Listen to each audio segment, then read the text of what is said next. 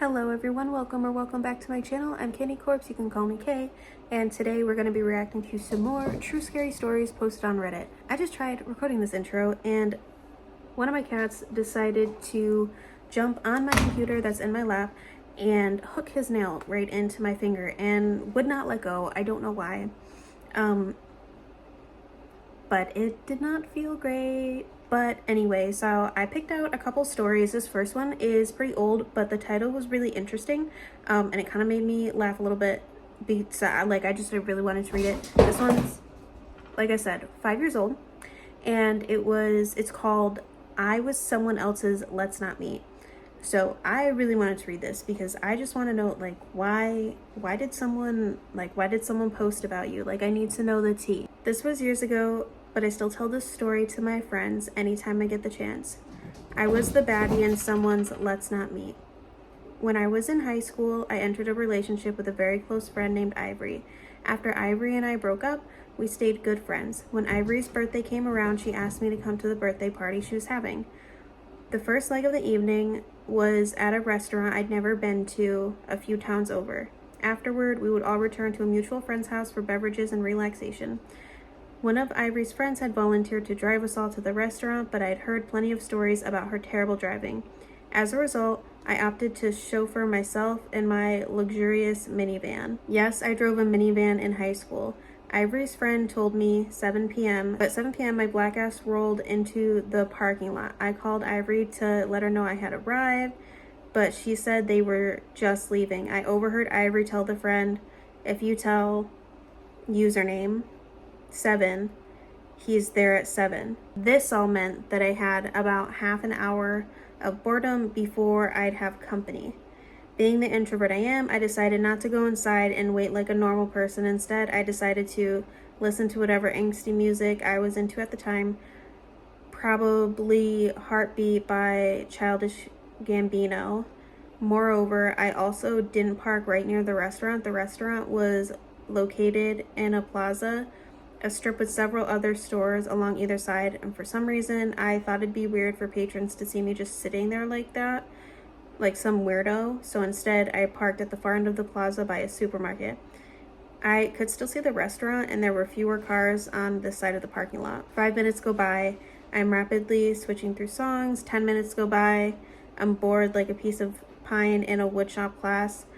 Out of the abyssal silence of boredom, I feel the hum of a text come through. Ivory had texted me. Thank God, a brief reprieve from this boredom. As I'm composing a response, I get this weird feeling. You know that feeling like someone's watching you, like you can almost hear their eyes? I felt something unnerving, so I looked up from the glow of my phone and the darkness before me. What I saw was a family of 4. There was a woman, her husband, and their 2 children. All 4 were looking at me intensely. The woman was standing in front of her 2 children with her hands outstretched, as though to shield them from a prolific and palpable existential danger. The look in her eyes was of sheer horror, like a waiter had asked her, "Is Pepsi okay?" I've never seen such utter panic so visible in someone's face, and I once had to physically intervene to prevent an armed assailant from attacking someone. The woman slowly creeped forward, family inching behind her. She began moving toward the driver's side, closer to me with each step, and with each step her terror rising. At this point, I am beginning to panic because I have no clue why this woman and her family are snarling at me so aggressively. Did they mistake me for... I don't know who that is or how to pronounce the name. Without warning, the husband says something I could not hear through the glass. He extends his arm and points to my left. His wife, children, and I all simultaneously follow his hand. He was pointing 5 spots to the left of my car where an almost identical one sat. The mother threw her head back in a burst of laughter and unlocked her car. This family left the grocery store to find a black teen dressed in all black sitting in their car.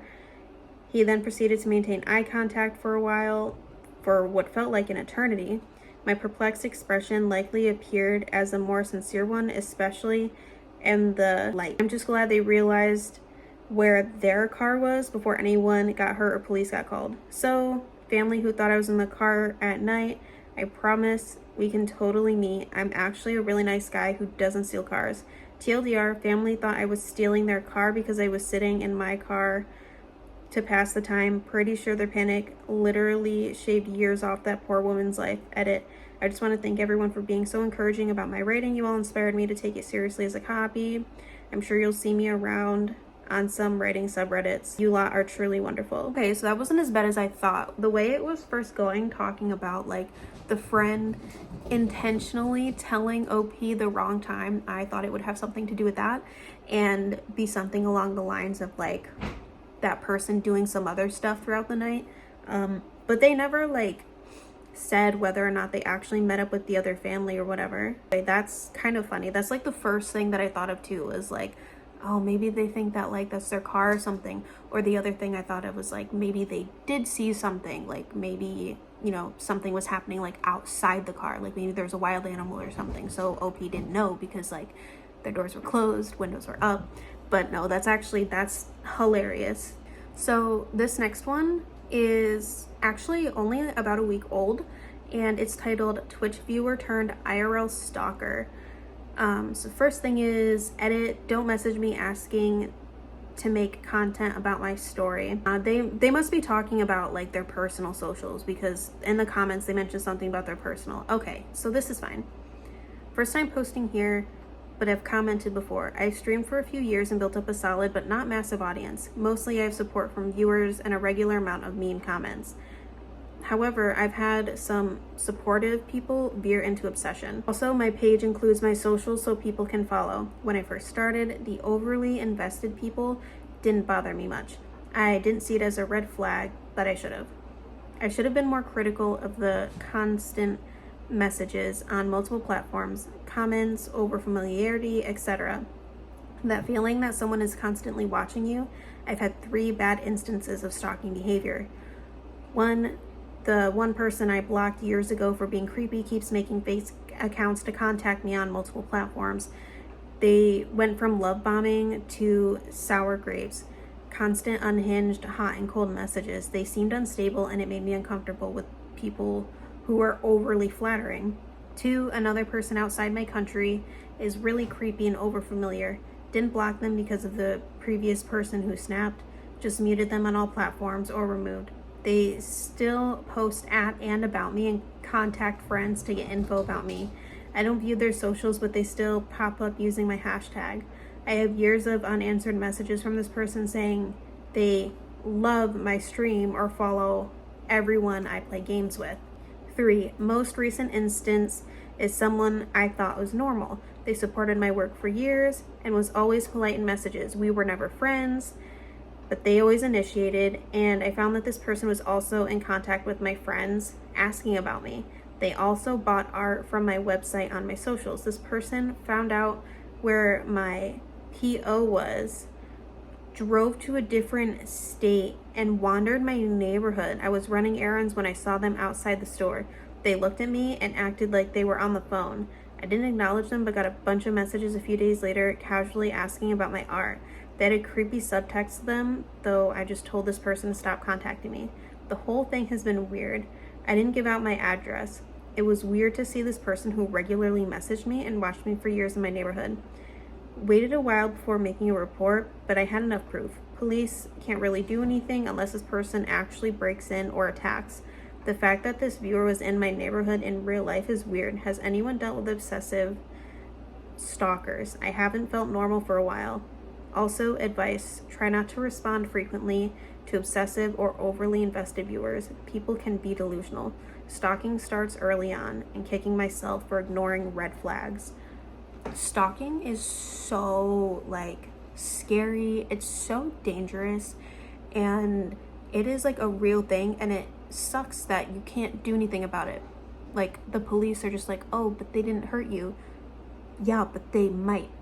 They want to. That's the problem. Like they want to do something. Like it's like I kind of get where the police are coming from, because it's like, well, they didn't do anything wrong, but at the same time, like I feel like stalking, like that should be considered doing something wrong. Like, okay, they haven't physically touched me yet, but they plan on it, which is why they're following me, why they're learning my routine. Like they're making me uncomfortable.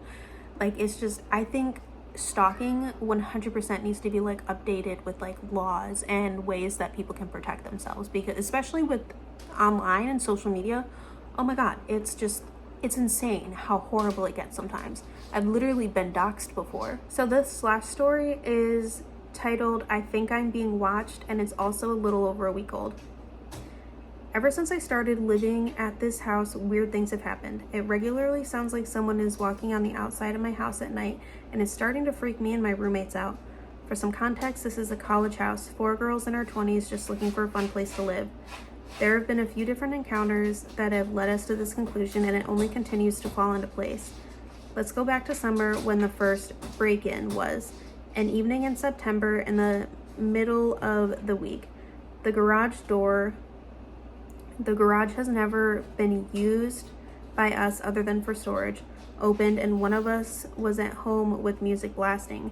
She heard it and didn't think anything of it, but about 5 minutes later went upstairs to check and found our garage door open and back door unlocked. Again, we do not use our garage. She looked around and found nothing missing and figured it was an accident. About a month later, we were having a party. It was around Halloween, and we decided to have a costume party. Around 12 to 1 a.m., someone was in our backyard and turned to see a man walking up the side of the house. When the man saw him, he ran away and up the hill. We also, around this time, had one of our car's windows broken. Nothing was stolen, just the window was broken. Last night, while driving around, we noticed a car we had seen drive by a few times and followed it up the hill. The man in this car, a middle-aged white man with a very receding hairline and arms covered in tattoos, comes to a complete stop in the middle of the street and turns around to look at us as he then pulls to the side of the road. He waited there for a few minutes, and we waited one street over. We saw him turn left and followed him into the neighborhood in front of us. We lost sight of him and drove around the neighborhood a bit more. When driving in front of our house, we were wondering if anyone behind could see into our rooms and went to look in the street behind. The house that had a direct view into my room happened to have the same car that was driving around our house sitting right in front of it. This car is very distinct. It's an old white sedan with a black shoe mark on it on the rear bumper. We immediately went back to our house and looked out the window and at the house and realized we had seen someone there before. On multiple separate occasions, there was a middle-aged man standing in the window looking at our house or sitting on the back porch in a lawn chair facing our house. Last night, when we went to bed, my roommate had her window open and heard footsteps. Our fence gate open and car doors. The footsteps sounded like they were directly outside our window, and I also heard them. Normally, I wouldn't jump to conclusions, but I feel like these occurrences just connected too well to be coincidental. If anyone has ideas or input, let me know. We're genuinely getting scared, and I'll update if anything else happens. First of all, why the fuck are you sleeping with your windows open and not locked? Like, I get there's multiple people in the house, but why? Like, why would you not? Like, at this point, I feel like we are all very aware that we no longer, and honestly, really, back when people did leave their doors and windows unlocked, it wasn't safe because shit like this was happening to them too. But with the rise of social media and seeing things like this more and more and all the awareness, like, lock your doors, lock your windows, especially if you're on a first floor.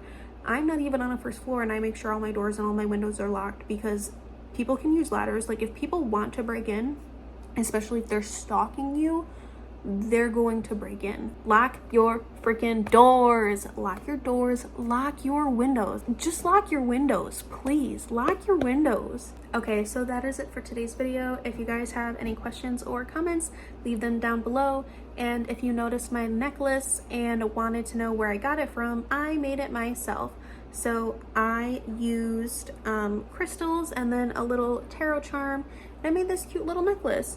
I don't have this specific one in stock in my website, which is listed down below in the description, but I do have other similar necklaces, and if you want, you can actually order a custom necklace similar to this. So if you like my necklace or you wanted to support me, that link will be down below, and I'll see you guys in the next video.